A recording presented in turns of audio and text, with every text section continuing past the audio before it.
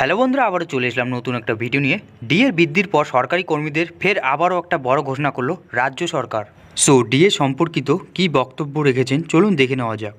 পশ্চিমবঙ্গে সরকারি কর্মীদের জন্য দারুণ সিদ্ধান্ত নিল রাজ্য সরকার।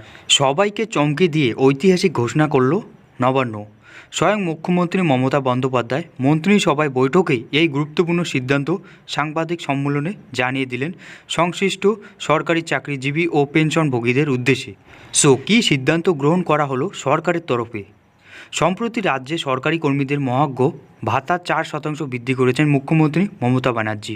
নতুন ও পুরনো সব মিলিয়ে এখন মূল বেতনে 10% হারে ডিএনএস অ্যালোয়েন্স পাচ্ছেন রাজ্য সরকারি কর্মচারীরা।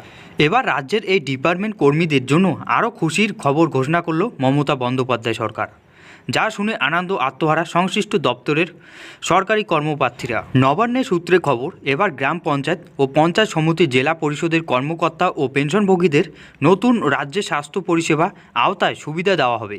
আগে সুবিধা পেতেন না তারা, এবার ওয়েস্ট বেঙ্গল হেলথ স্কিমের অধীনে সুবিধা পাবেন উক্ত বিভাগের সরকারি কর্ম ও রিটায়ার্ড ব্যক্তিরা।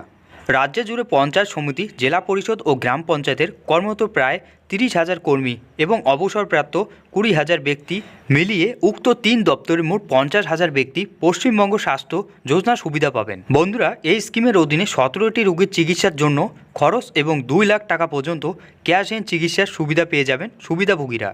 এই স্কিমের কার্ড সমগ্র ভারতের রাজ্যের বিভিন্ন চিকিৎসা প্রতিষ্ঠানের গ্রহণযোগ্য।